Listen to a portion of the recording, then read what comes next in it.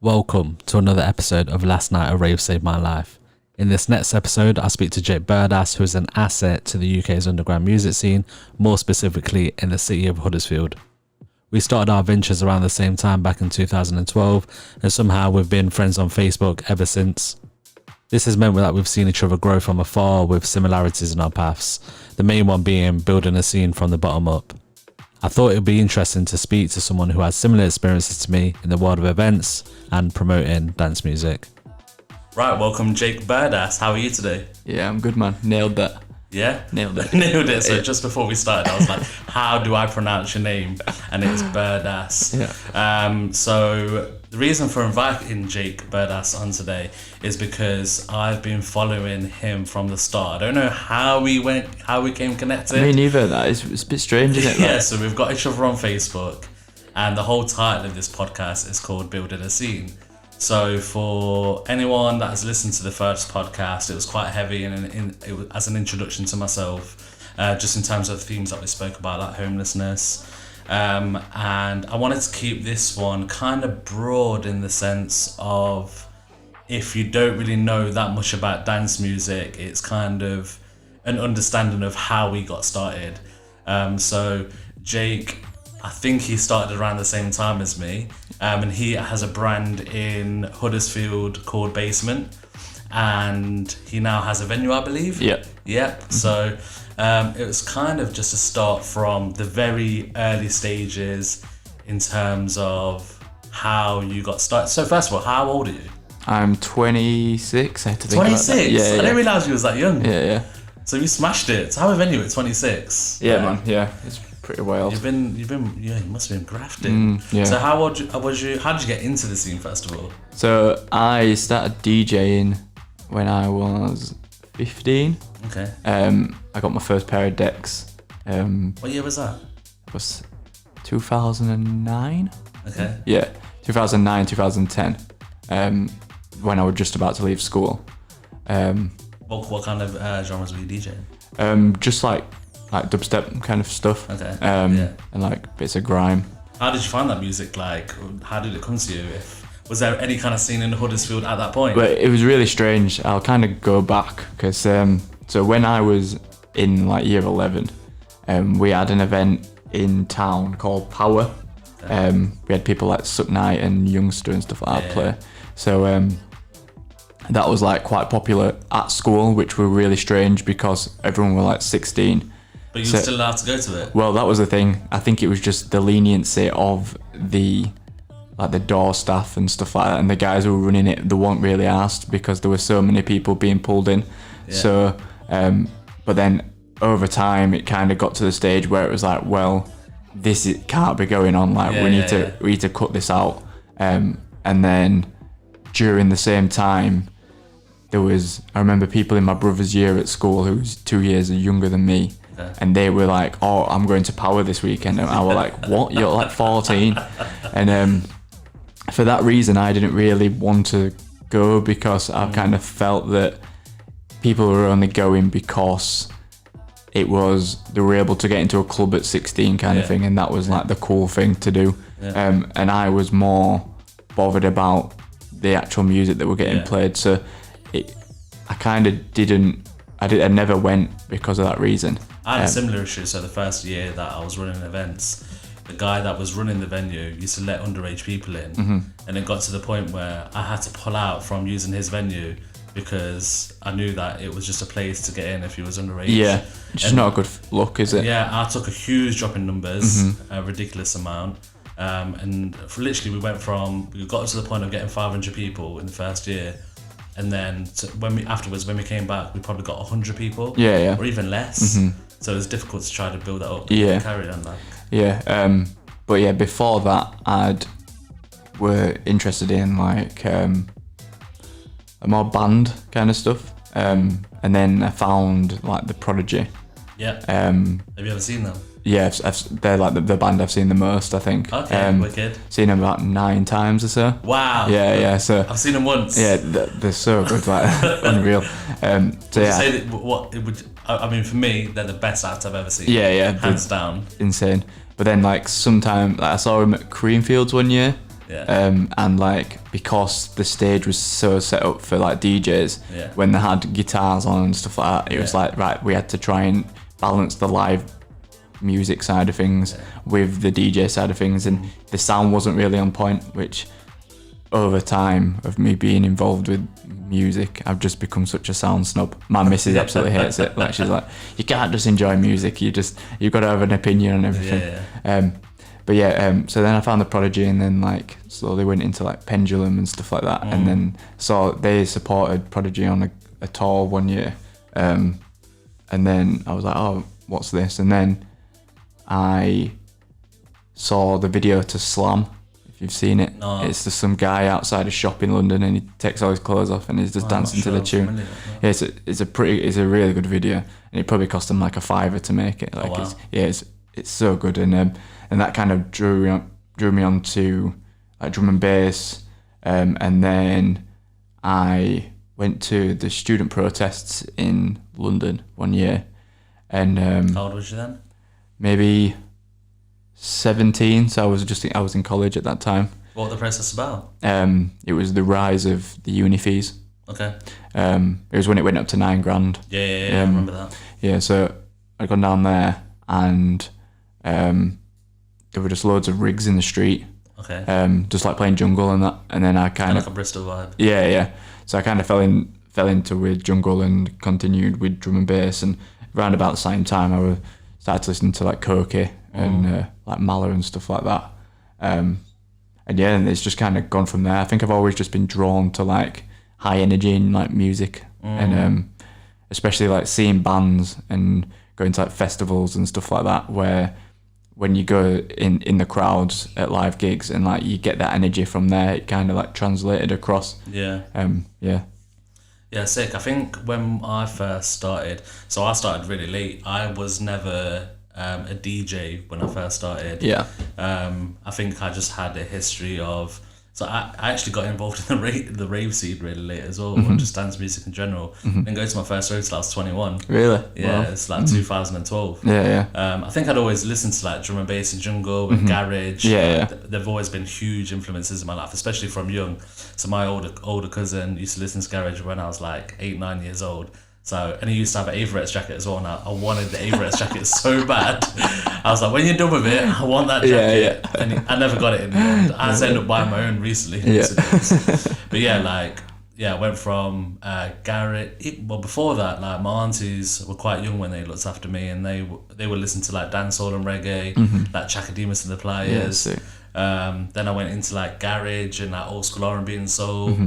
And then I listened to a lot of R&B in my teenage years, like Mario. That's literally all I listened to, just old school R&B, like pure love songs. And then a lot of reggae and dancehall again.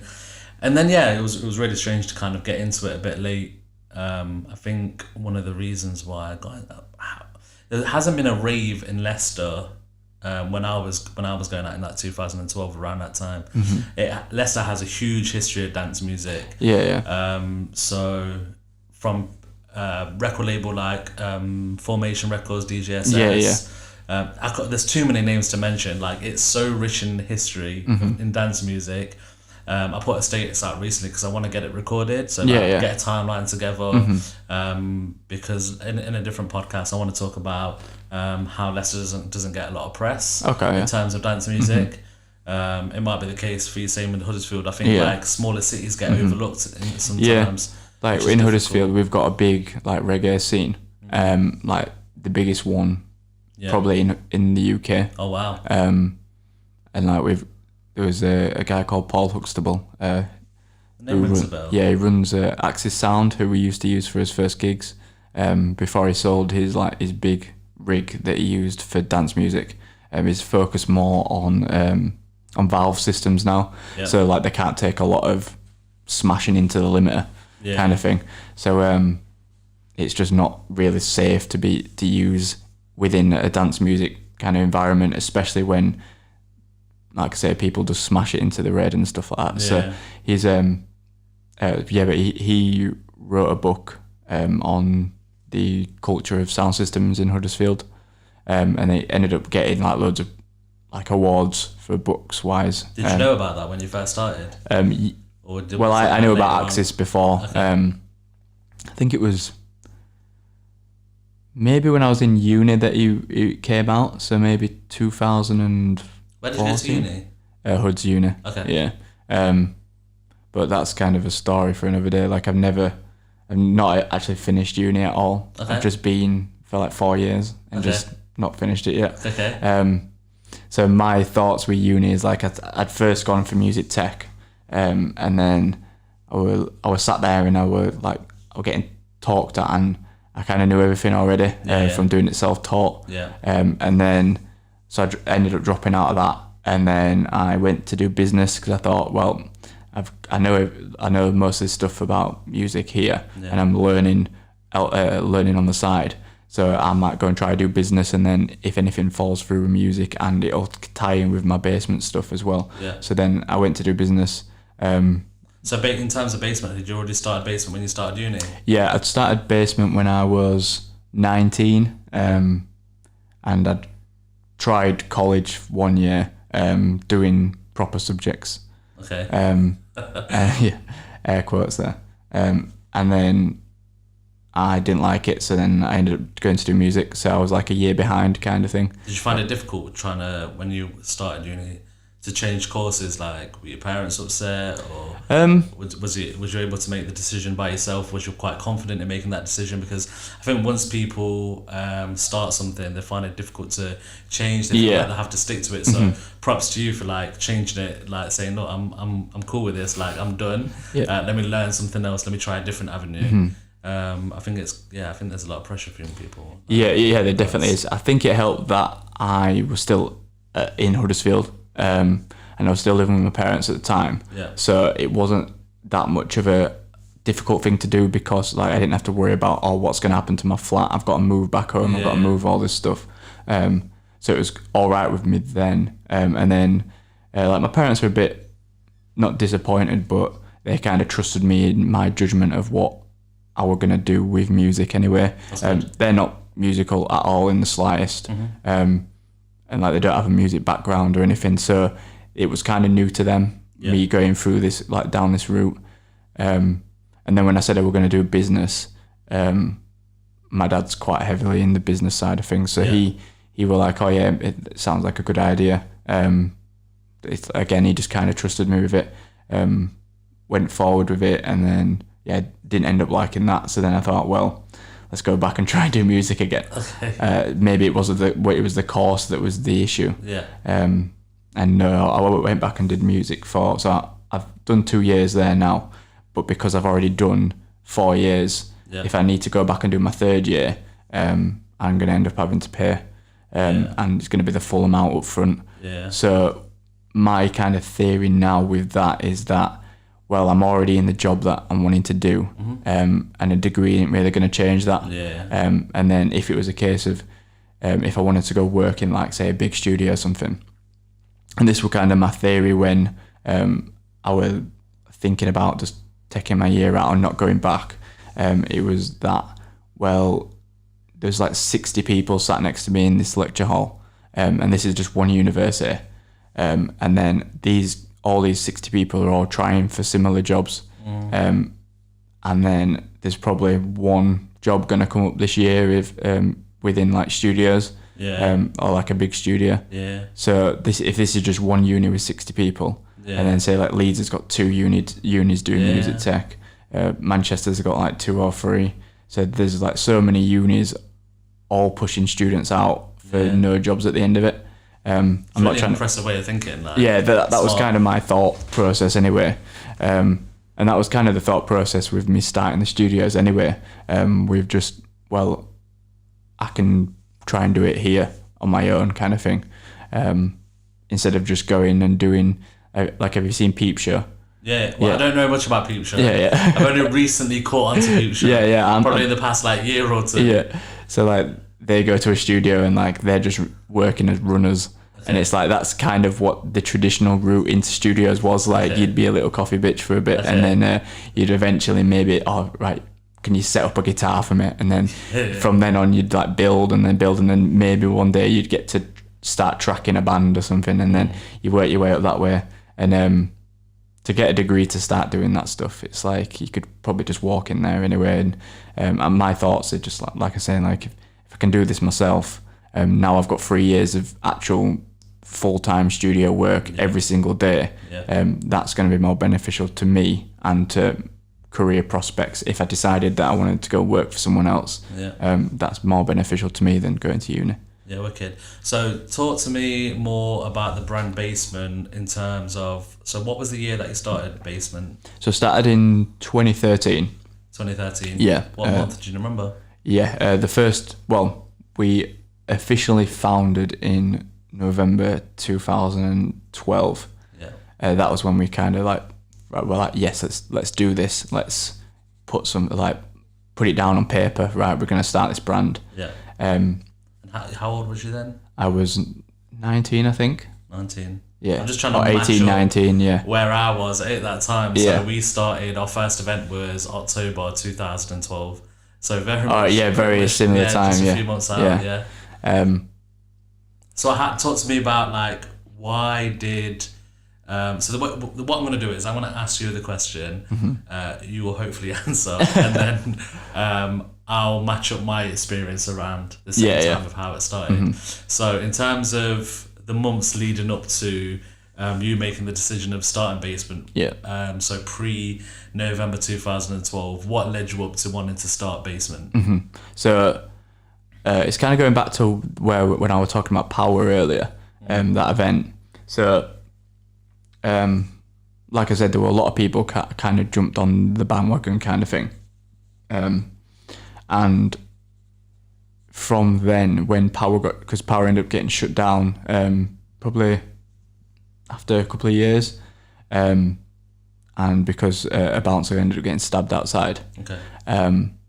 So then the venue shut down, and then with the venue shutting down, the brand got took elsewhere to another venue, and then because the other venues were like, well, you're not having any of these kids in, which is the proper way to run it. So it kind of shows that the venue was the people that were kind of being a bit lenient with it. So when they took, and like you were saying about you dropping numbers, Power ended up dropping numbers as well. I think, they ended up taking it to a bar called Warehouse, which is like quite a student bar now. It's like the official student union bar now. In Huddersfield, and they ended up booking Cryptic Minds, I think it was, and they dubstep. Yeah. And they had a really popular dub which were called Badman VIP. Okay. And like there were maybe like 3 people who had this tune. Okay. And then the first time this tune ever got played was at Power in Huddersfield, in front of 23 people, I think they said it were. So and it was one of the biggest like dubs ever. And you was there to witness it? I wasn't actually there. I wasn't even 18 yet, so I was still 17. And I tried to get in that, but I just wasn't old enough at the time. So then they started struggling financially. But then there were still like all these kids that were coming through who were like my age, like 16, 17, who were genuinely interested. So then another couple of nights tried filling that Power space by like doing 16 plus events. And then, but because of them being young and inexperienced promoters, they'd get the numbers in because it was a 16 plus event and there were people interested in it and wanted to come. But then the whole... I can imagine they weren't really music heads, they were just there. That's what it was like when Power was going before. Like there were like obviously music heads there going, and then their people are normally still around now, the true heads, I'd say. But but then the promoters for these like younger events and like the events that were trying to fill the space, they just wasn't really on it to the point that they needed to be. They needed, like, there wasn't organised, there wasn't paying artists. They weren't even paying venues some half at times, so that it was kind of on a promise basis. So I remember... It goes a long way paying acts on time. Well, yeah, it really does. You've got to build those relationships with agents. Yeah, you do. And like, it's paying off for us now where we've like been like we've paid artists up front all the time. Yeah. And like we've always said, like when we first started events, that we'd have the money there up front, and then if anything did happen, well, at least we can still pay everyone. Yeah. So yeah, these. It's the only way to work. Yeah, it is the only way to work. You really shouldn't book big acts like without having the money. Yeah, exactly. It's just such a risk. Yeah. So with these events and these promoters, it meant that venues would go to the promoters and be like, right, have you got the money for the venue? And they'd be like, oh no. And it'd be like, well, there's all these people in here. How have you not got the cash? And it'd be like, I've not got the cash. And I know you wanted to cut drugs out of it, but like a lot of these promoters were just kind of getting on it. Not speak freely as you want. So all their cash were kind of going on that. So then they wasn't able to pay venues and stuff, which then ended up clubs getting shut down early, or like events getting shut down early. Which I don't really like that, because let's say, for example, you're about the underground music scene. It's always a constant battle to hire authorities for, let's say, for example, the council and other venues to show that you do things in the right way.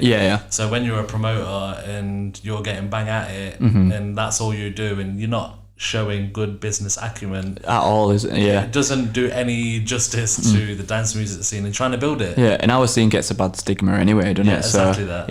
It doesn't. It's like, oh yeah, of course this was going to happen kind of thing. Which is like when we're running things, like we've got a strict, like if we see anyone, any promoter, anyone in a management role running an event touch anything, we're just like, no, this isn't happening kind of thing. So like going back to the event side of things, events end up closing like 11, 12 because venues weren't getting paid, which meant that the people that were going, so say there were like 200 people in the room, and then their night would get cut short. So it was almost like for them, people would be like, oh, there's no point me even trying to go out again because it's just going to close at 11 o'clock. It's just going to close at 12 o'clock. That must be really difficult, because you're not giving a good experience to the customer. So you're losing their faith in events. And then it's not good for the venue, it's not good for an authority, so it's difficult. So like that's kind of and then like you said, they just lost faith in like promoters. So then with that, the kind of scene died like quite substantially. And then when these youngers like became of age where they could go out, they'd turn to like the more trusted brands who were not even putting sound system nights on or like dance music events on. More commercial. More commercial things, because they know they can go out, everything's going to be fine, there's not going to be no drama, and then there's going to be drama, but there's not going to be they're not going to go home at like 11 o'clock. You're going to get the experience of a night out. It doesn't matter what you're listening to. Exactly, yeah. So that kind of took the massive hit on the scene. But then at the same time, it also showed who was actually there for the music at the start. So then that's where we kind of were like, right, all that, because at the time all those mates were like true heads wanting to go and listen to this kind of music, and if we wanted to do that, we'd have to go to Leeds or Manchester to go and see it, or to go and experience it properly. Did you do that a lot? Quite a lot, like going to sub-dub in Leeds. I've never been to one. Like crazy. And I think with like the good thing that Power did was it did show people what real sound systems were. Because Axis were powering them nights. So people actually saw what a proper sound system was compared to just like an in-house rig. So like going to sub-dub, that was the only place that we could kind of experience that as well. I went to a couple of nights in like London and that. Heavily dubstep orientated. So like my first ever dubstep event, I was actually 16, and there was a 16 plus event for, do you remember Mode Step? Yeah. So I remember listening to Mode Step when they had 21 likes on the Facebook page. This is kind of my little claim to fame almost. Because they used to do a radio show, and I kind of picked up on them. And then they did one gig, like the first gig that they ever did. And then it was like really successful, so they were like, oh, we're going to do another one. And then the other one was at a 16 plus venue, so they were like, oh, if you're 16 and over, you can kind of come to it, which was quite strange because there wasn't because of their small following, they didn't attract like loads of kids trying to come. Like, I think we were probably the youngest people there. There were like 8 of us that went down. Yeah. Just megabus, stayed in a hostel kind of thing. But yeah, that was like my first ever like dubstep live kind of thing. Yeah. And then I just were kind of hooked from there, I think. And then when I became 18, that's when I started going out to like sub-dub, and went to Sankey's quite a bit in Manchester. Yeah. So I'm just trying to like conclude how you got started. So you obviously had Power not doing what they should be doing as such.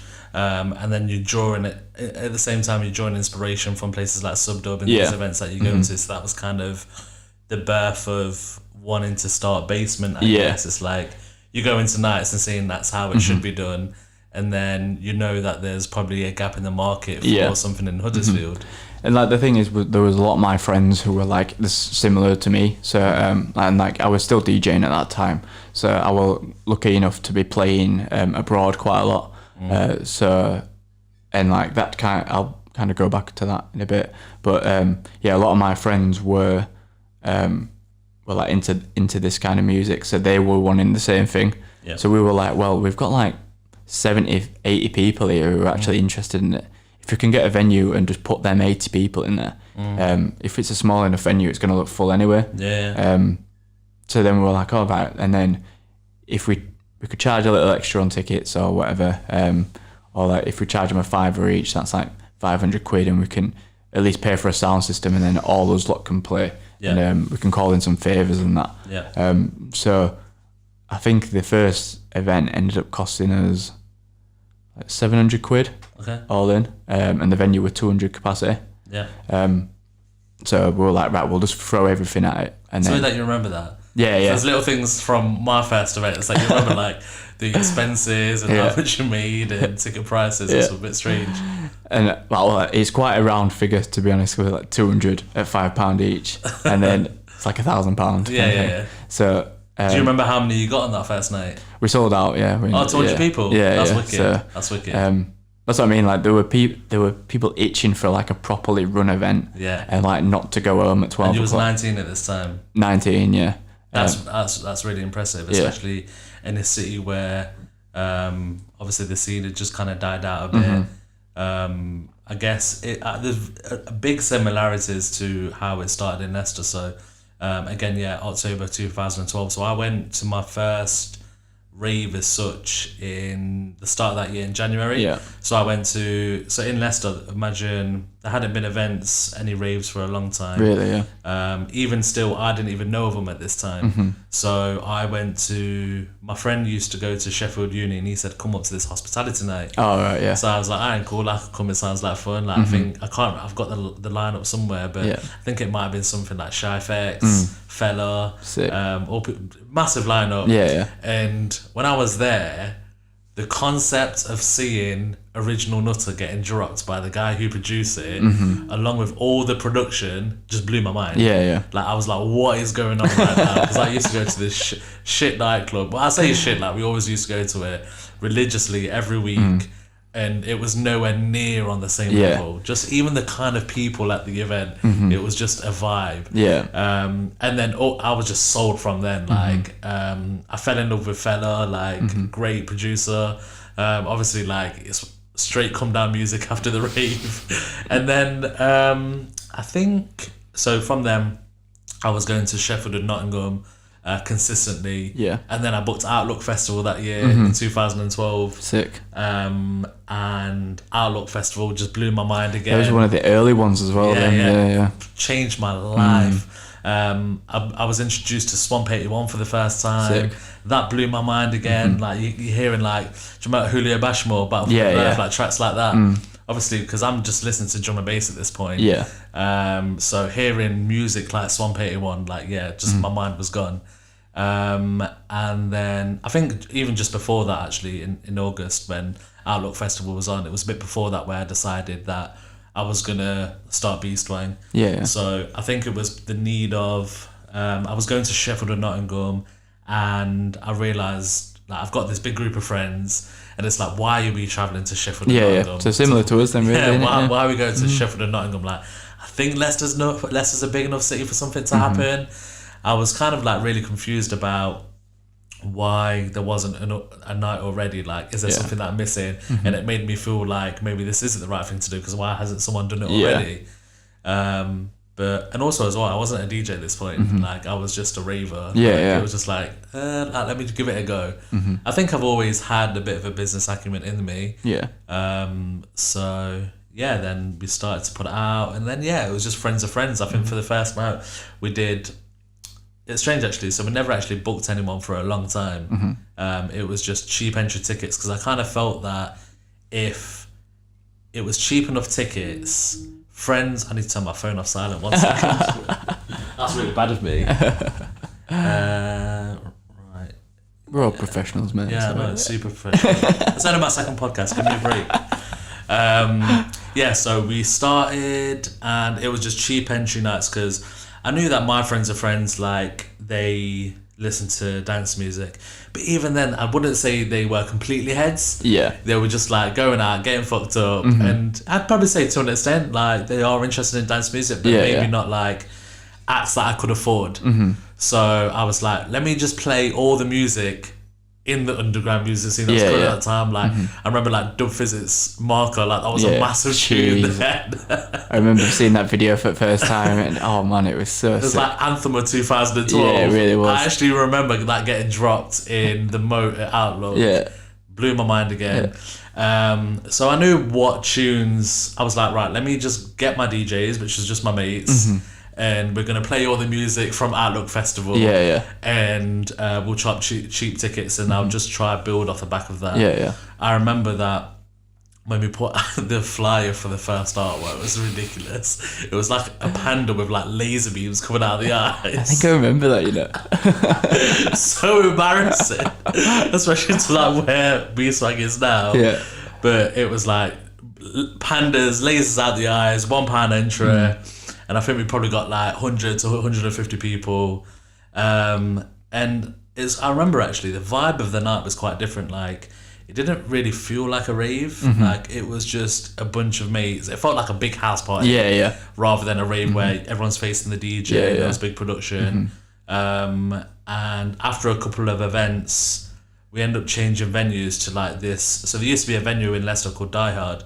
So in the 90s, I think it was probably the most popular techno club in the UK. Sick. I'll have to show you pictures at one point, but it was underground. It was probably one of the best venues that I've ever been in. And then that's when the whole vibe changed, where everyone was facing more the DJ, and it felt like more of a rave. But yeah, that's how it just started, just like friends of friends, and then slowly after a period of time, once your friends are getting bored of coming every single time, it was kind of like we were just getting new people. And it wasn't for like, I'd probably say a year where we booked our first act. I didn't know whether people were going to be ready for it, because it was built off £3 before 11:30, £5 then afterwards. And I knew we built up a big crowd of people that wasn't necessarily into maybe putting down to seeing money to see an act, because I hadn't seen that done in Leicester yet. So the first act that I booked was Fella, actually. And that was probably like, if it was going to be a first act to book, I probably picked the wrong one. It's like, so if you don't know who Fella is a really chilled out dubstep act, but it was an act that I loved at the time. I was a big fan of his music, and we ended up getting more people. I don't know how. Really, man. But the kind of feedback before going into it was kind of like, how do we dance to this? Especially if you've just been listening to drum and bass and jungle. We're playing garage non-stop. So, but the night was amazing. It was probably one of the best nights we've had. So yeah, like that was probably about a year into it. So going back to when you first started Basement, talk to me about like the first year going into it and how you started to develop a scene in Huddersfield when there isn't a scene. So much like you, like, how did you get the numbers and kind of grow from there? So much like you, it was like a case of, right, like all his mates are coming down kind of thing. Like I remember the first event and there was not many people that I didn't recognise there. Exactly the same. We did a ticket basis. So that we kind of were like, right, we want to do tickets kind of thing. It looks fancy. And then you secure the money at the start. So we got paper tickets, and we went to a couple of shops in Huddersfield. Like we don't have them anymore, but we did have some like pretty good independent clothes shops in Hoods. So we had so big up to Soy 77, Woods, and Endemic, and Cuba.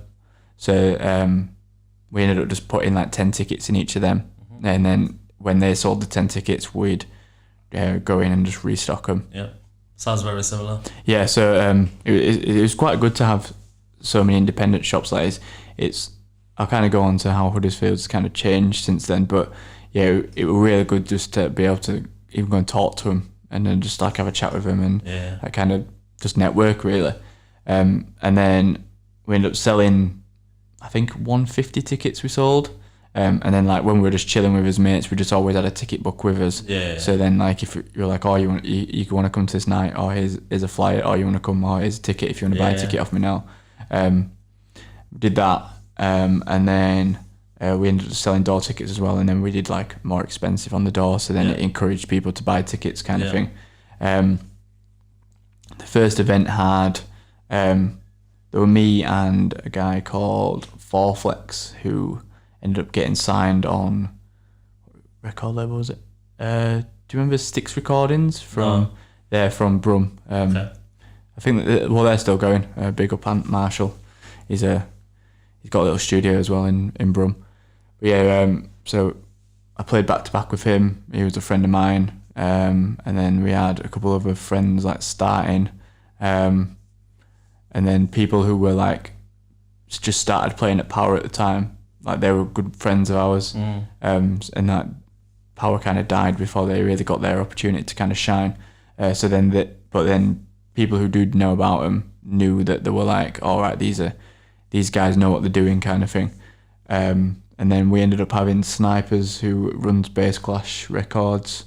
He ended up being his first like act, but like he was still a good friend of ours, so he just did it for us on the cheap.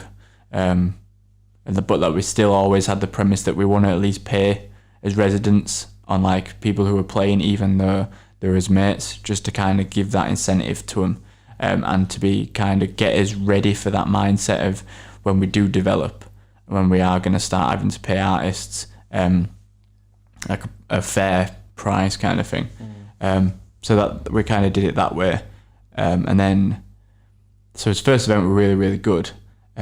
And I'm going to go into the infamous story that I try not to tell everyone because it's so long. But so first event, really good. Second event, and well, I'll go back to the venue first. So the venue was at the Zetland, which was at the time managed by, there's a big metal bar in Huddersfield called Parish, and it's been going for years. Like people's parents used to go there and stuff, and like they've had some pretty big bands in there. To say that the venue is probably 200 people. They've had like Weezer, stuff like that. Like they've got bands on. They had bands on every week, kind of thing.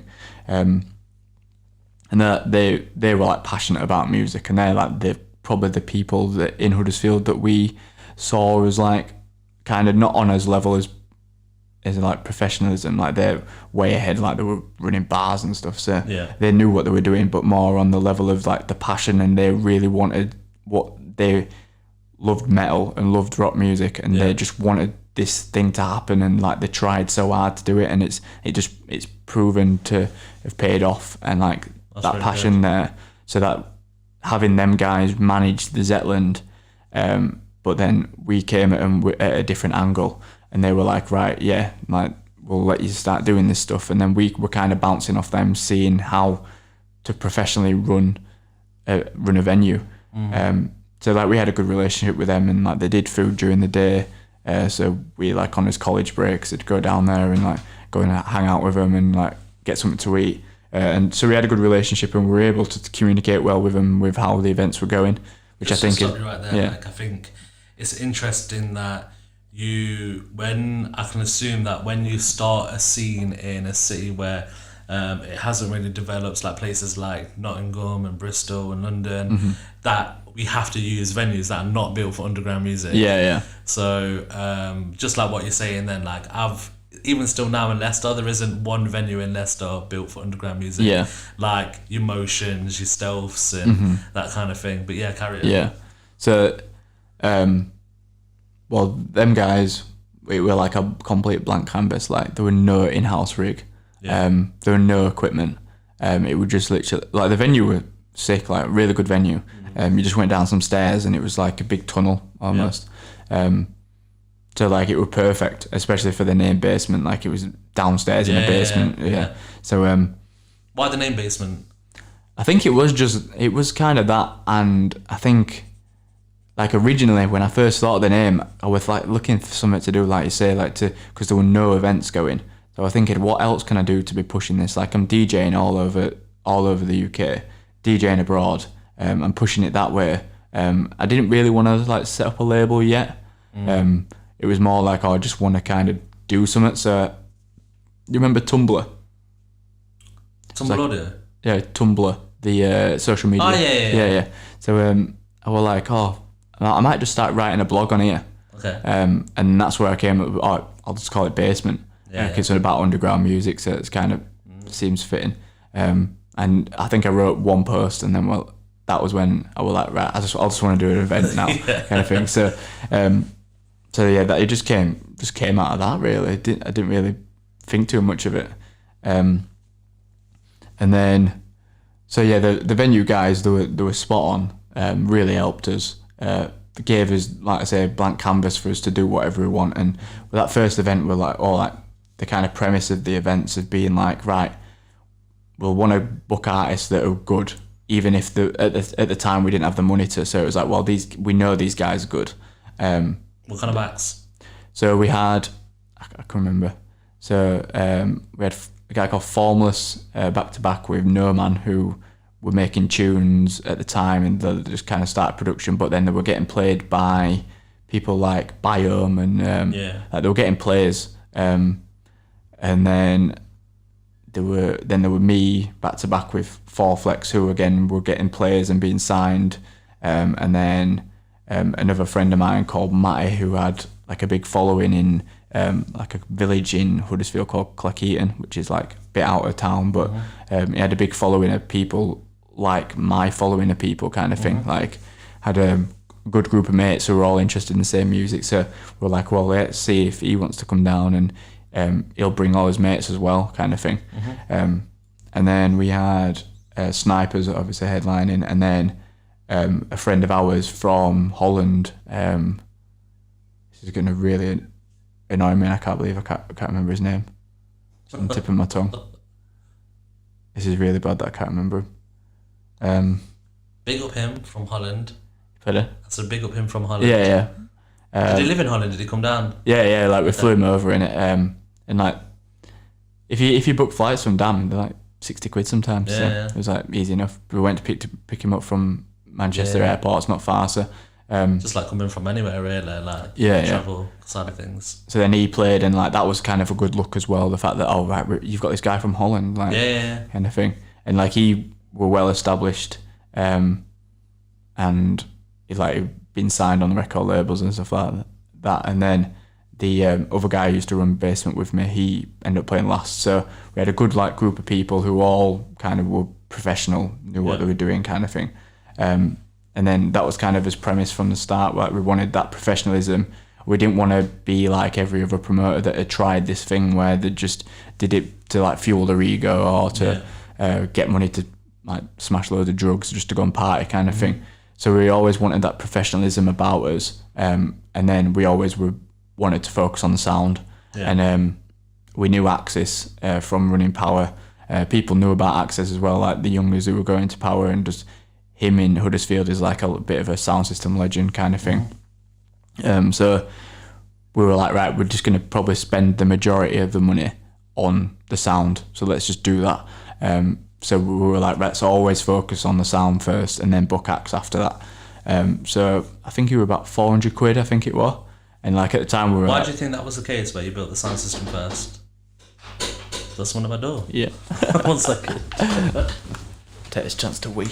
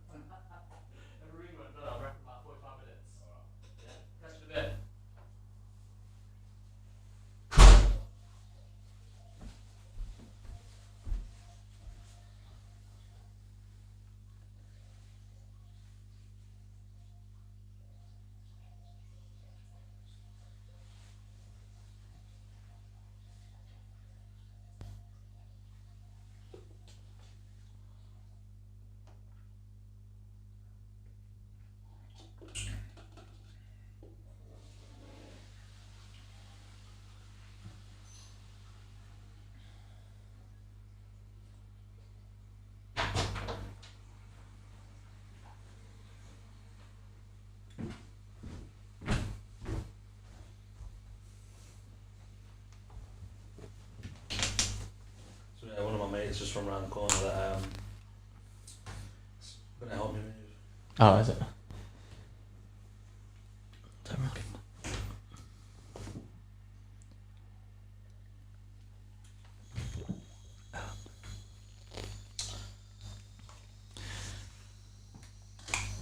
Can't remember what that question was you asked me.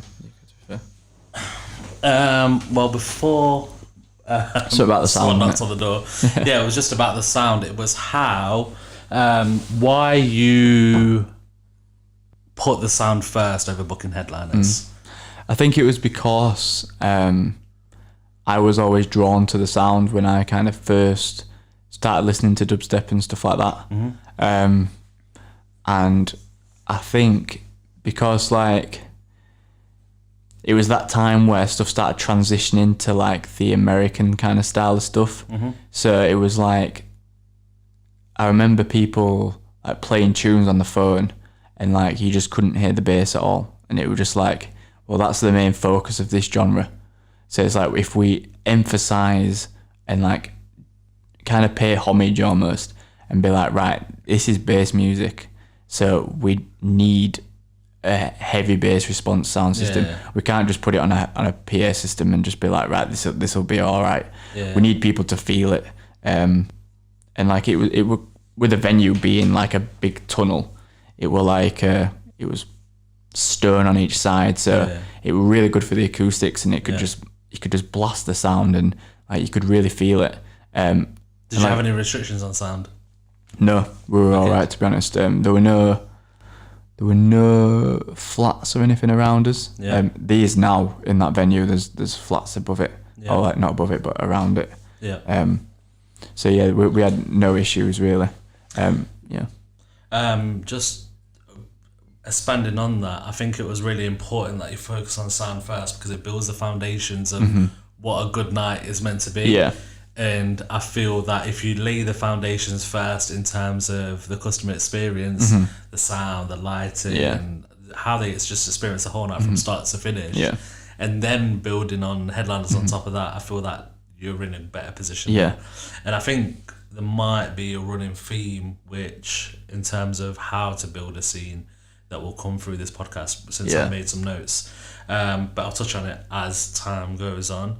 So talk to me about how you got from these first nights to maybe the start. So when did you start the venue? What year was that? Started the venue in 2017. 2017. So the time between 2012 and 2017, how did you get to starting your own venue? And why did you start your own venue?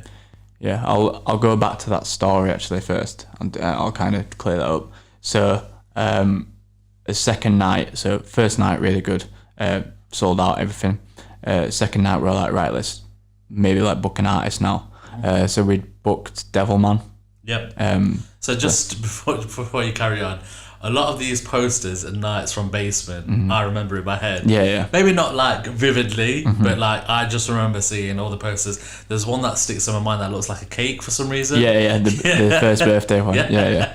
So like the first flyers were actually made by my ex-girlfriend at the time. And I was like, right, consistency, I want the similar kind of thing. So the first two flyers look pretty similar.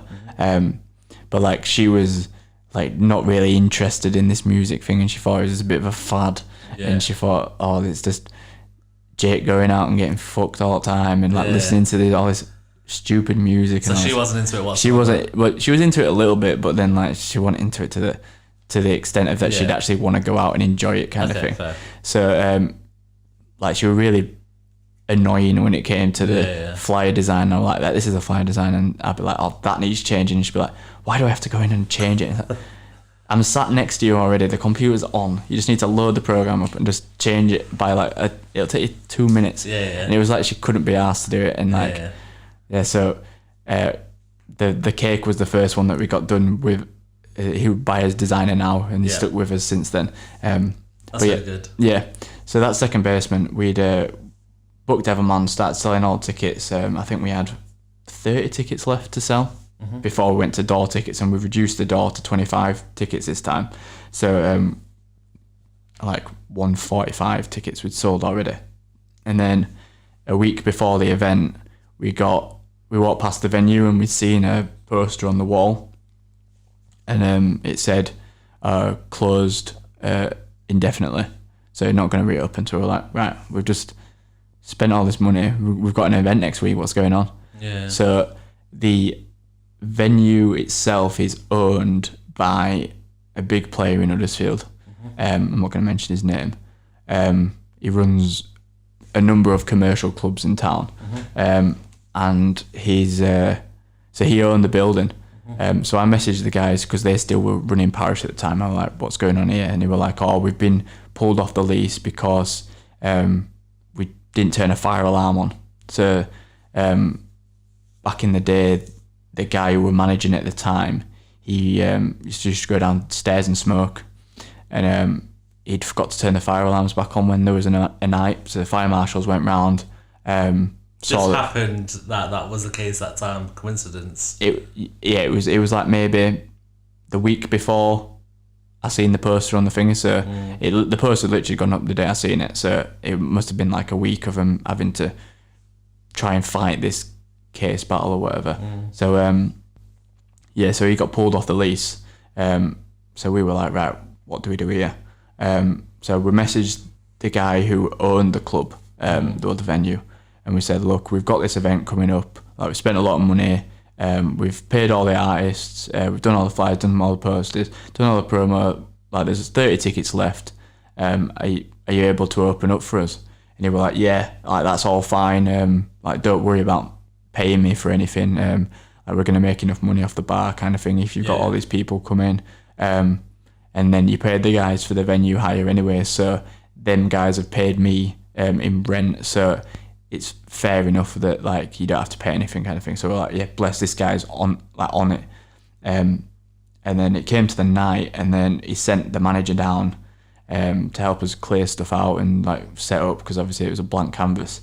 So we like started setting up, and then they were like, right, you can't do that, you can't do this.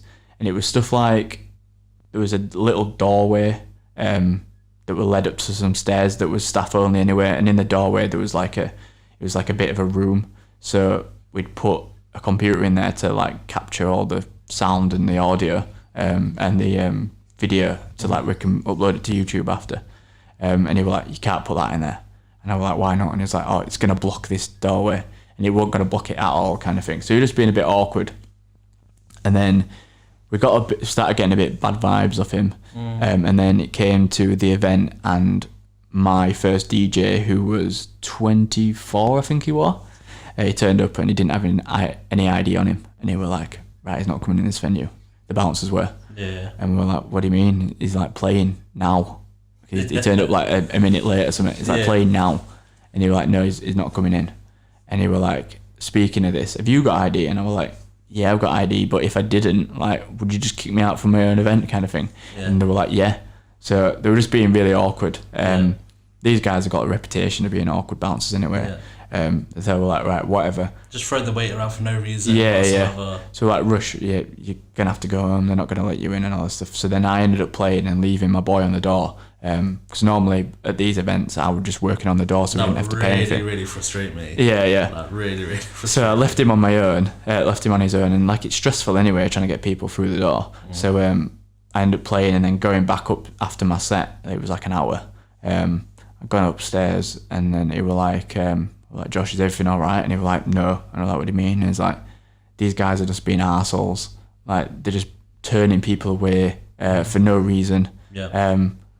And then the people they are letting in, they're just being proper disrespectful to him. So we're like, what do you mean? And then some guy had come in, and he was just wearing trackies and shoes, but it wasn't like battered trackies or battered shoes, like, but fine. Do you know what I mean? Like fresh kicks, kind of thing. So walked in, and like the bouncer was like, look at this scruffy cunt going down the stairs, and like, these are your customers, and like these are my customers as well. You can't just be acting like this. And then just something like that. All these kind of things that remind me of my own night. it's so far different to how the running of a normal commercial club night. Yeah. Like, there's so many issues that we face putting on an underground music club night. Yeah. Because we want everything to be perfect. Yeah. But yeah, carry on.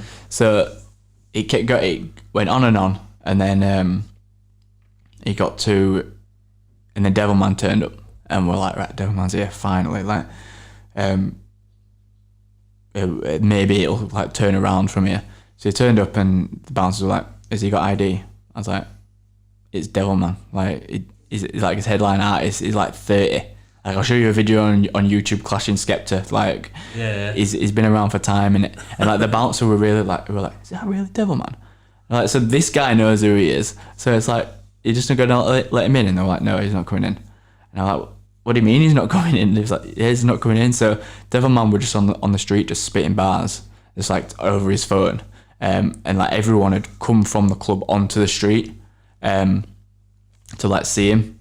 So then the club got empty, and then Devilman were like, "Am I really not coming in here?" And they were like, "No." So then he was like, "That is ridiculous, mate." I know. Like, I've had situations like that before where they just don't believe it's the act, and that's got RD and the rest of it. But to have everyone empty the club and have Devilman spitting outside, that's wild. And it's like, surely the venue knew they fucked up then. Well, yeah, surely they did, but like them guys were so like, it was almost like sabotage. Like, I don't want to put it down to that because it's a second event kind of thing. So what did the venue manager say? Like, it was just like, he's not coming in kind of thing. So the venue manager said that? Yeah. So none of them will let him in without ID because. But then I'm trying to think back to like my license now, and I think like, even if something's licensed from a certain time for alcohol sales, it's up to the venue's discretion if they want to let people in if they're underage. Yeah. And like, so they were just being stubborn basically. Like, Devilman didn't even have to drink if they were that bothered about him being under 18 and drinking. He just wanted to come play his set and then go.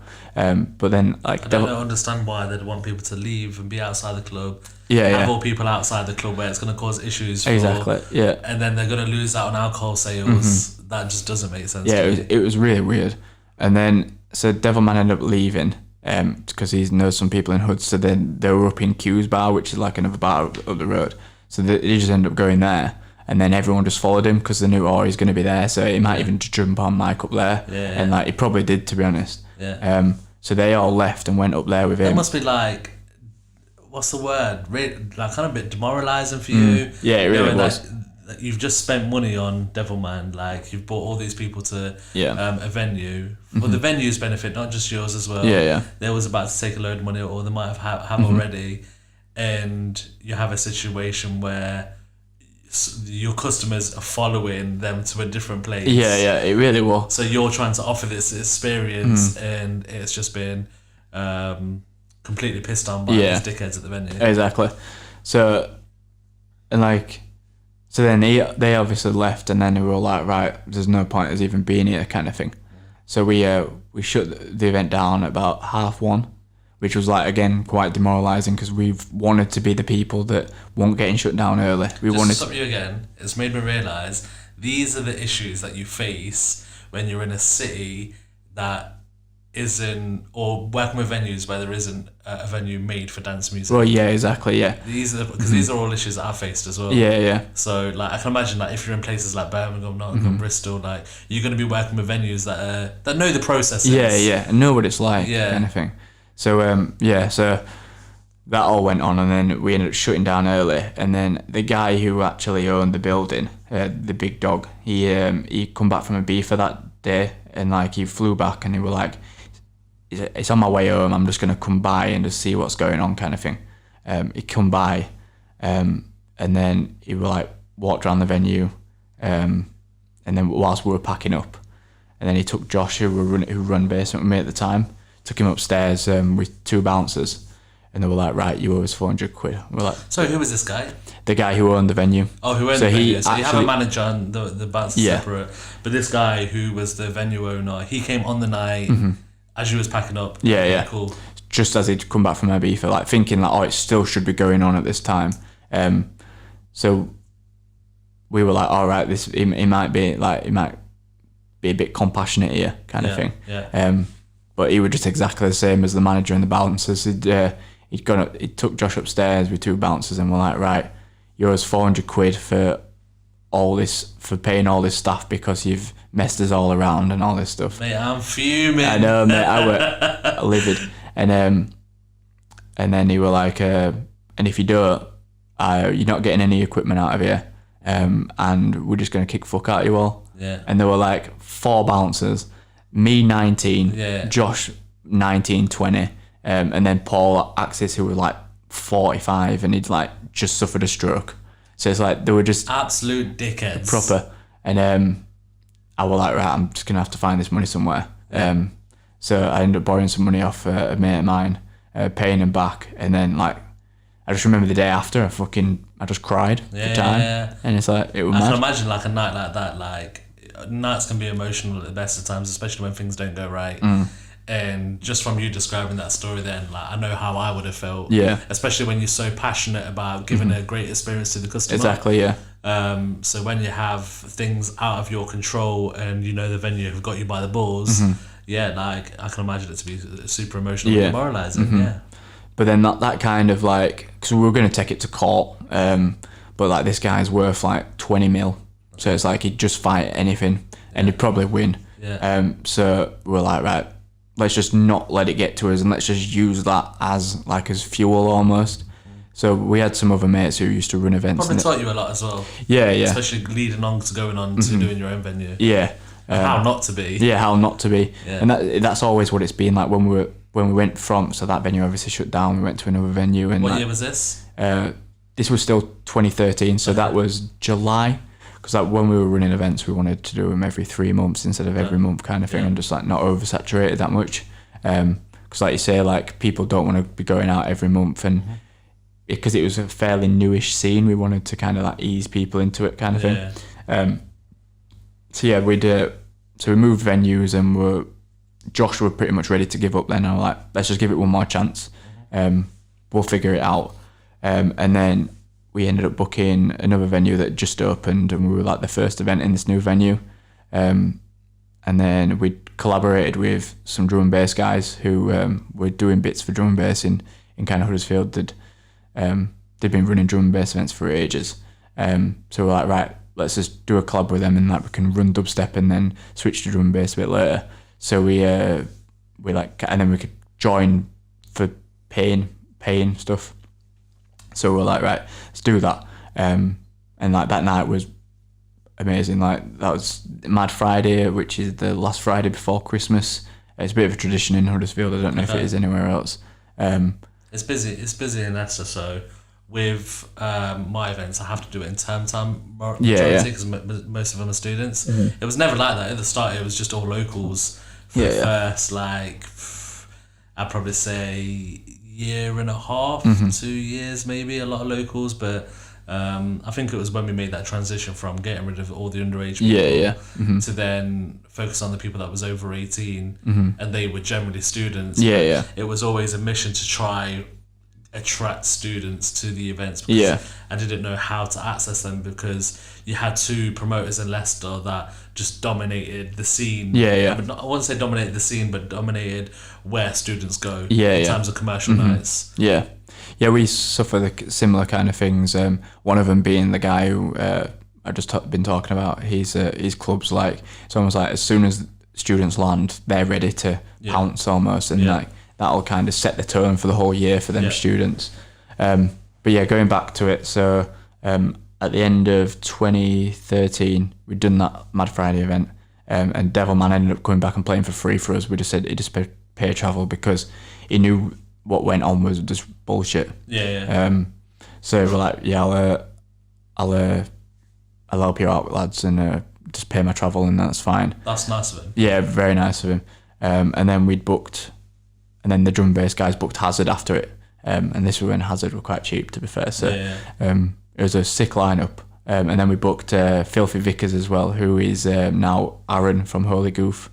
So like I've known him for time. So it were good to get them guys involved, and it was like a really, really good night. It probably sticks out one of the best nights that we've done. Well, not at the venue kind of thing. And then that was like a big turning point. So then it was like, right, we're actually back. Right, this is how we wanted the second event to go. So now we're back at it. And then we did his first birthday there with the cake, where we booked Q. And then we booked Stenchman and N-Type. And going back to it where we were on about the sound, that club had a built-in Function 1, which, like, they're good sounds, but then they need to be engineered proper. And this wasn't. This would just, like, say, brick wall limiter, just let people run it into it. And it just didn't translate well with N-Type set. I always feel that, I guess, if you're listening, not a lot of people know about Function 1, but I guess it's like the general entry level for dance music kind of speaker. But for me, myself, every time I've used Function 1, I've never been completely satisfied. No. And I've never really been happy, and I think ever since then, from years of maybe working with Function 1, I just avoid it at all costs where I can. But if I do, I always add a few extra subs. And for the price of, like, good, well-maintained, engineered sound systems, you're paying, like, a fraction of the price compared to Function 1. Yeah, very true. And, like, they're being looked after all the time. So then we went from then, after that first birthday, the venue shut down.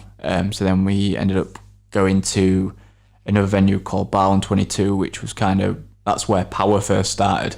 So, like, they've been around for a while. But we just didn't think that it'd fit there with the layout of the venue. But then after going and seeing them, and there were no other option, we went there and they were like, that sounds fine. Like, we know about you guys already, kind of thing, with the stuff that you've done before. So then we ran 3 nights there. His second birthday, and we did an Outlook launch party. And then what night did we do? Oh no, we did another event at the venue before we moved to that one, which was another Outlook launch party. So then, the year after would have been the second birthday, and then another Outlook launch party, and then we did another Mad Friday gig, and then that was the last gig at their venue. They ended up shutting down after that and rebranding, so they didn't want any, like, dance music and stuff there. They went more into, like, folk and acoustic side of things after that. But that was the last event with P Money that we did, and we just destroyed the floor. It was crazy. But then that was the big turning point of us being like, right, we've absolutely sold this venue out. It's 250 capacity. We've had the tickets sold out within 3 weeks. There's been people messaging us every single day wanting tickets, like hundreds of people. And for some weird reason, we left some tickets on the door, but we left like 20. And we're like, there were these people outside the venue at 6:30, just waiting. They had, like, camping chairs out, and, like, they'd ordered takeaway to the venue. So they were just sat outside the venue since 6:30, and we opened at 10. Just, like, eating pizza, drinking, just, like, getting ready for the night to be the first people to get the tickets. I felt like Supreme or something, like waiting for a drop. I've never had that. That's crazy. Well, we've not had that since, but so that was like, right, let's just, like, we need to find a bigger venue. But then we're like, well, we could just get, like, a warehouse or something and, like, rent it for a little bit. And then I was, like, a bit like, well, I kind of want to do this full time now. And I kind of want to do some music. I want to be involved with music full time. So then how many years of this was into it? So this was the end of his second year. And then, like, between his second year and between the end of that second year and the beginning of his fourth year, we didn't have a venue. So we were kind of, like, having to fight, like, keeping the brand alive whilst not having anything to give people almost. So, like, for his third birthday, we did, like, a big poster of all the artists that's played. They were all hand-drawn by a guy called Peter O'Toole, who does a lot of stuff for, like, Size and like big football brands and stuff like that. Like, he's a really well respected illustrator. So we ended up doing that for, like, his third birthday to kind of just give something back. Luckily we were all DJing, so, like, I had played at like Outlook Festival twice. Yeah. And then I played at like Bass Festival when that first started. Played that a couple of times. I'm still playing abroad. And then we did some stuff with Basement abroad. So we did a show in Paris. We did a show in Prague at Cross Club. If you've been there, it's a sick venue. That the whole venue was just built by this guy, this artist, who literally went around Prague and got like bits of metal and like bits off bikes and loads of there's bits of metal that is found on the street, and it's just like built the whole place out of it. So it's why it's insane. I'll show you some photos later. It's definitely. It's proper good. So yeah, we were keeping the brand alive that way, and then when it came to it, Josh left because he was like, well, I don't think we're going to find somewhere. I kind of don't really want to be involved in music anymore. So he left and then did his own, and then went and got a proper job. Where I was like, oh, right, I really want to do this, so I'm just going to keep going. And then I found a place after 18 months of looking. And then 18 months? Yeah. So we looked at... So did you not have any events during that time then? No, that's what I mean. Like that, we had to try and keep that brand alive. So must have been like 2015, 2016? Yeah, around them times, yeah. So we did the last event on December 2015 before going, and then we opened in June 2017. Okay.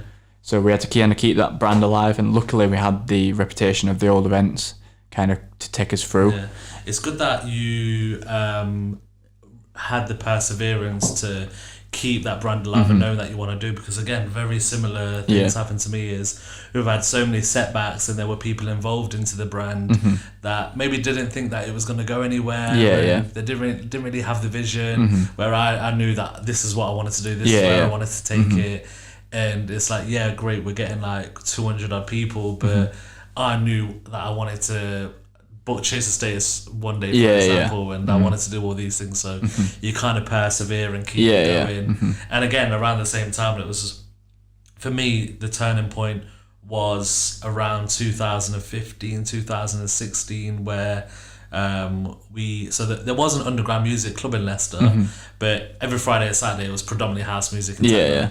So to get your head in where you play garage, I mean, we know that we didn't want to play drum and bass in there because I felt like the vibe of the room didn't lend itself to drum and bass, and I didn't want to go in there and just put drum and bass in there after years of house and techno in there. I mean, don't get me wrong, it was a place that I've always used to go to, but if we go there, like, we're going to keep it house and garage vibes and and bassline around that time. I think it was like Holy Goo, Flea with DJ Q, like around that 2015 time, I think.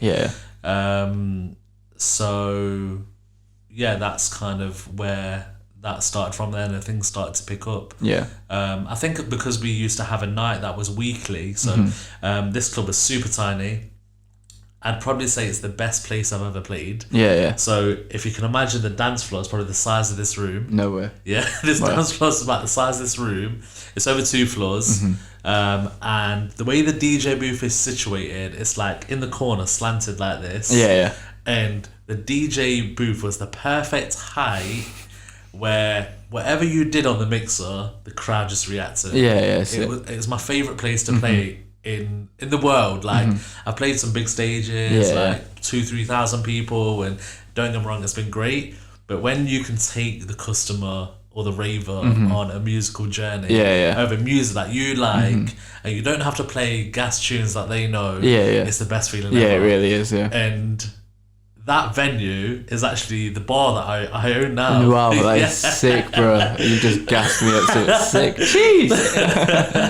So it used to be called Softbeck.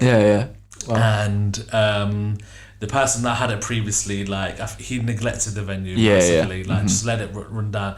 He wasn't passionate about underground music, and it's a massive shame because the venue got so much negative, I don't know what the word is, probably even press, like, someone got shot outside there with the bouncers, and it just really ran into the ground. And it was the kind of place where even if you was involved in underground music in the slightest, it wasn't even about underground music, it was just a culture where you could go and feel comfortable around other people that isn't commercial. So when it became available, I was on it straight away. Like, I wanted to find out who the landlord was, and I put a business plan together. Like I was up for 3 days straight with a couple guys that worked for me to get this done, and the landlord never replied back to me. Yeah, he asked me to put a business plan together, and he didn't reply back to me, and I was really disappointed, and I found out that he'd given it to someone else. No way. Yeah, he'd given it to someone else, and I was really disheartened because I spent so much time on this business plan, and I felt that no one was going to be able to give the venue justice. Yeah. And I wanted to be the person because I know the history of it, and I know the importance of what it meant to so many people. Like, imagine the smallest venue in Leicester, to me, had the most cultural importance to Leicester than any other venue. Yeah. But the councillors and everyone else can't see that, or the landlord doesn't know that. And it was so difficult to see it be taken on by someone else, and it probably wasn't going to be an underground music venue. Yeah. But then after about a year and a half, I know the guy that took it on eventually. I ended up using his venue one time. So we had one of our outdoor events, and we couldn't use the venue, some insurance reason, or some building work that was going on. Yeah. And I reached out to the guy that he owns a different venue, and we reached out to him, and I was using his venue, and I was like, oh, by the way, like, what you doing with Softbeck? Yeah. I was like, let me buy it off you. Yeah. Because I wasn't doing anything with it. And he was like, we've got ideas, this, that, and the other, and I was just like, all right, cool. Whatever. Yeah. And then about a week later, he was like, do you know what? Like, can I have a meeting with you? And I was like, all right, cool. I was getting a bit excited, and then he was like, look, we want you involved to kind of steer the project because we're not doing anything with it at the moment. We kind of need a bit of direction. Yeah. So I was like, all right, cool. Like, this is something that I'd like to do. I've always said to myself, I do not want to own a bar or venue. Yeah. Like, the logistics and operations of it, True. like, it's just doesn't appeal to me. Yeah. So I already knew what would be involved, like just all the stock take and everything. Like, you would know better than me because you have the venue. I was like, you know what, like, this is not for me. But because of the cultural importance that it has, I felt that I was able to steer it in the right direction. So even though, like, I've basically gentrified it myself, so that basically the area got totally redone up. It looks very, very nice. Loads of nice new offices. I felt that if it was a totally underground music venue, it would just get shut down straight away. And, like, there's no way, like, the councillors or anyone is going to let us do what was done in the past. So I was like, alright, cool. Let me do it in a way that ticked all the boxes for everyone, where we can still have that middle ground. So I love cocktails, I love nice food, I love nice things, and that's something that's the contrast of the underground dance music side of me. I just like having a nice drink. Man. So I was like, alright, cool. Like, so it's got 2 floors. So the ground floor, let's make it really, really nice. Let's make it a place where I'd like to go sit down. Like, I love old school R&B and hip hop. I love disco music. We don't play anything cheesy. We still kind of play things that are credible. And we had the concept. So before it was an underground music club. This time it was going to be a sit-down cocktail bar. It's going to be a late night club night, and it's going to be an eatery as well. So we'll do brunch and things, and that's kind of the scope of it. We've only just opened, but that's the scope of it. So downstairs, we still wanted a vibe of it being kind of underground. So we'd only opened up 4 weeks before lockdown started, which is super disheartening because everything was going so well. It was like busy from the get-go. Probably not downstairs, but upstairs was busy, the whole cocktail vibe, club night, and downstairs was developing into what we wanted it to be. And obviously lockdown started, and then we kind of have to build that back up again. And we can't even do any club night whatsoever. So, like, it's the point where downstairs, where it is more of a dance vibe, we're just putting loads of tables out, and we have to do sit down cocktails or sit down drinks for however long that is. And who knows right now. But just going back to, going back to 2015, 2016, in terms of building the scene, putting on a weekly night in that club was super pivotal for us because it meant that people were getting to experience the night again without spending a lot of money on tickets, because we was doing cheap nights, £3-5 tickets. we'd probably book a headliner every now and again. We've had, I'm trying to think who we had down there. We've had Hatcher, Marcus Nasty, DJ Q. We've had Truth. Yes. Yeah, those kind of Spyro. Those kind of like royalty, yeah. I think what it was, because I had the relationship with acts up until that point. Yeah. I was like, right, guys, I've got this venue for a year. I'm not putting any big nights on. Yeah. Can you sort me out on prices? Yeah. And they did. Like, I'm very, very grateful for that. The royalty night that we had down there with Beastman, we've put on over 120 nights now. Wow. And the royalty night down there was definitely in top 5. Like, sick. it was absolutely mental. Yeah, it's so good, man. Like I said, just that vibe of having a room the size of this, probably fit about 100 people. Yeah. It extended after a few pillars, but actually the main dance floor bit, it was just a vibe. Like, it was incredible. Yeah, man. But it wasn't until like after that where we started to go on to do bigger nights. Yeah. Starting to build again from there. Because all before that, even though we'd been running for like, 3, 4, 5 years, like we were still putting on relatively small nights. It was always 200, and we couldn't hit above that. Like, we found it really difficult to get more than 200. So when we moved from there, and from this night, we actually got kicked out of this club night. So imagine this nightclub, Softbeck, it had never really been super busy. It never really been like rammed ever.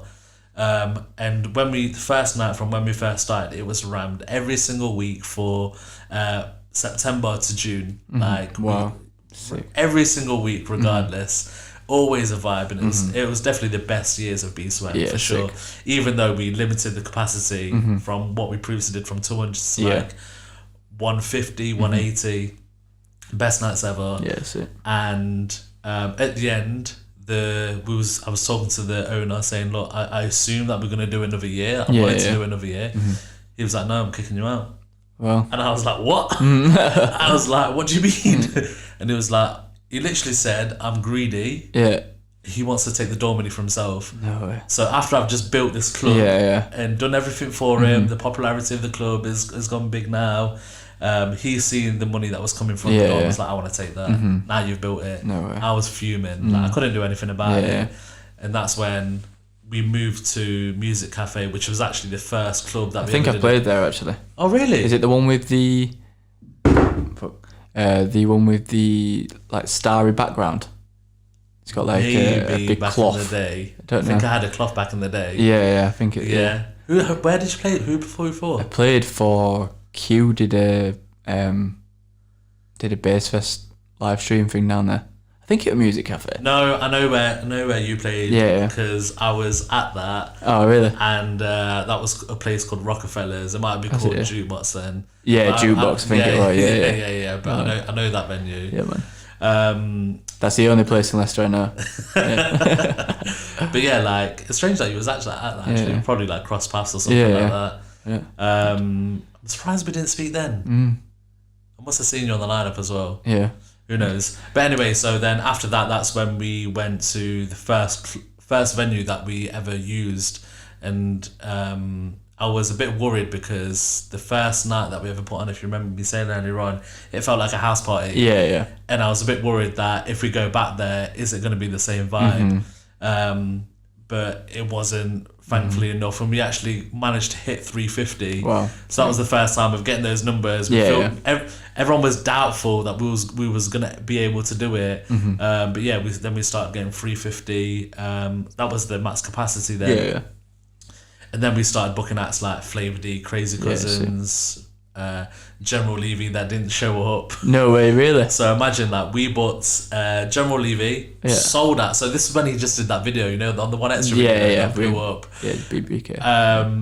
With BBK, and I booked him relatively cheap and sold out well in advance. People asking for tickets left, right, and centre.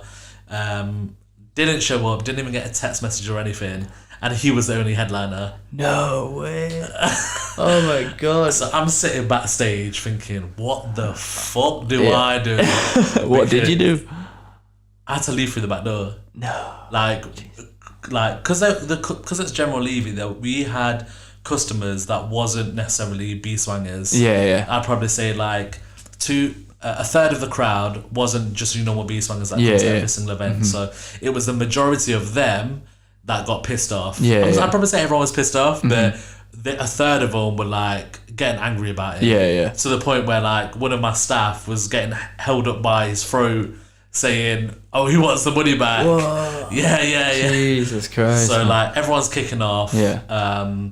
And I knew I was gonna get lynched. There's no point even me being there. Like, how do I tell 350 people that he hasn't shown up? And what do I do with money? Like, I just didn't know what to do. I ended up, I think DJ SS was playing on that night as well. He made it. I think he made it even worse because he played his track. He was like, "Yeah, let me play his track. Like, it'll be fine." I'm like, "No, do not play his track." And it just made it 10 times worse. Even my own friends were getting pissed off. I'm like, "Yo, where is it?" And I was like, and then it got to the point where it was later on in the night, about an hour before we to close, and I said, "Look, like, I can't deal with 350 people at me saying, 'Where is he?' Like, what do I do?" In the end, like my MC, I think he made an announcement.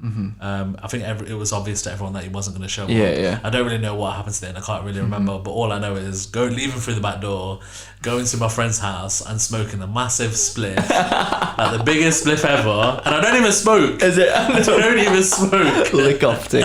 Jeez. I don't even smoke, and I was just like, it was a write off. Like I had to get out of there. And I was fuming the next day, especially like because the way we carry ourselves in what we do, like we're so passionate. Again, like what I was just speaking about, like we're so passionate about what we do. We want everything to be right.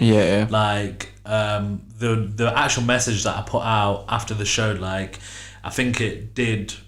What's the word? Kind of like it went down well. Like there was sympathy there from the customers for the majority of them. Like they knew that it wasn't anything to do with us. Like like we had like his all right, like all his ride already. Like there was no reason for him to not show up. We paid him. So yeah, like the agent actually picked up his phone that night, and when I told him what happened, he put the phone down on me. What? Yeah. Jeez. He put the phone down on me. I can't remember his name because I'm at him right here, right now. But he put the phone down on me. General Levy ended up putting a video out like I didn't get an answer till like 4 days afterwards. He sent a video he put up online, and everyone knew he was chatting shit. I don't know what the reason was. And yeah, that was that really. Wow. But yeah, going back to kind of. I guess you started the venue, and with myself, it was kind of the start of maybe taking things a bit more seriously. I guess one thing that I've noticed of why we've done well in building a scene is professionalism. Like just taking things seriously from the very start. And having that grind and perseverance to get things right every time has led you to start the venue. Like even that experience with the night where the bouncers were just being completely dickheads to the venue owners, like you learn the things of what not to do.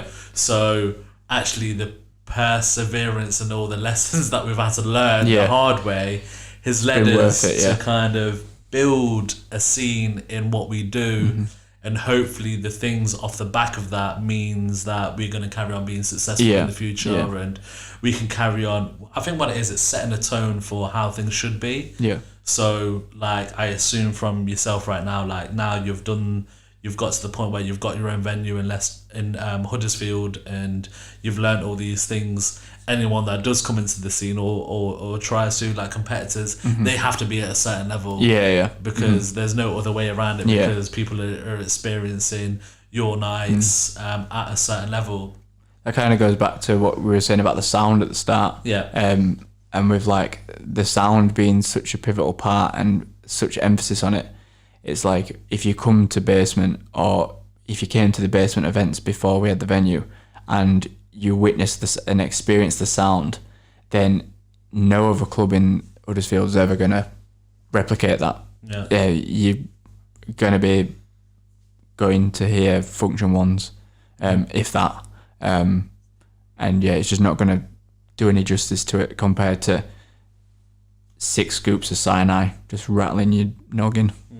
So where, like, in terms of going back to the title, in terms of building a scene, I guess in recent years, like, I know that do you do community projects, like, so we funding. Just tell me a bit about the venue and what it does right now. Okay, so we are a recording studio, and we are a music venue, which is quite unique. I don't think there's many in the UK who that do the same thing.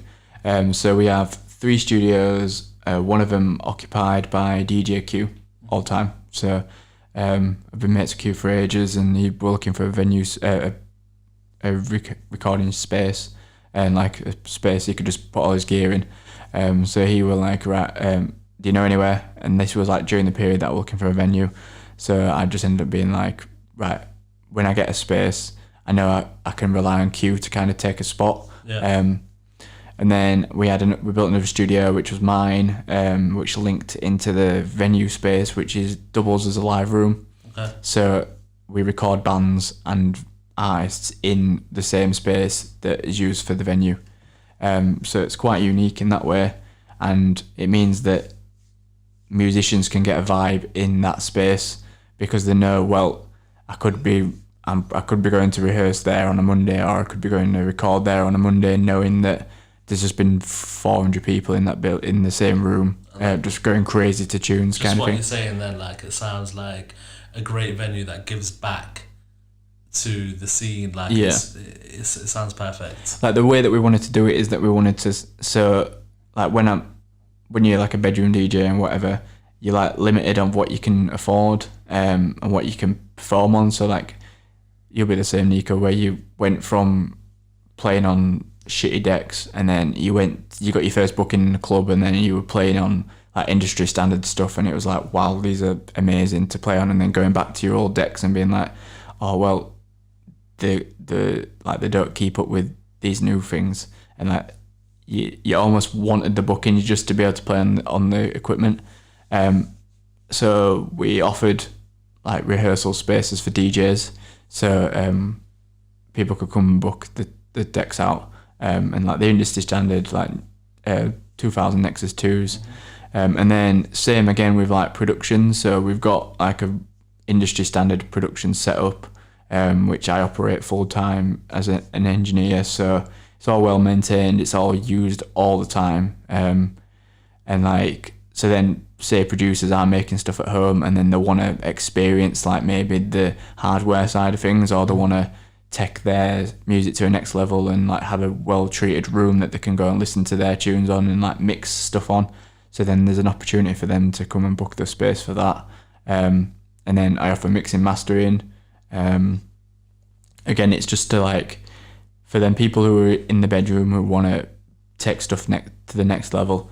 And now I'm getting more commercial success, and then people are starting to see that, well, the stuff that's coming out of this studio is like really, really good quality, and then then other people can give me stuff to kind of do that to their music, whereas there's not many studios in Huddersfield to be able to do that. It sounds great what you've got. Like, I hope that the council in Huddersfield like really appreciate that, because I feel like it is a really unique venue. Yeah. Straight away when you was talking about it, like, I just hope that like people like Mix Mag and DJ Mag, like, they need to be covering that for sure, because again, like, it is really unique, and it is just a venue. I find that a lot of people that own venues or are in control of venues, it is an ego thing, or it's very money orientated.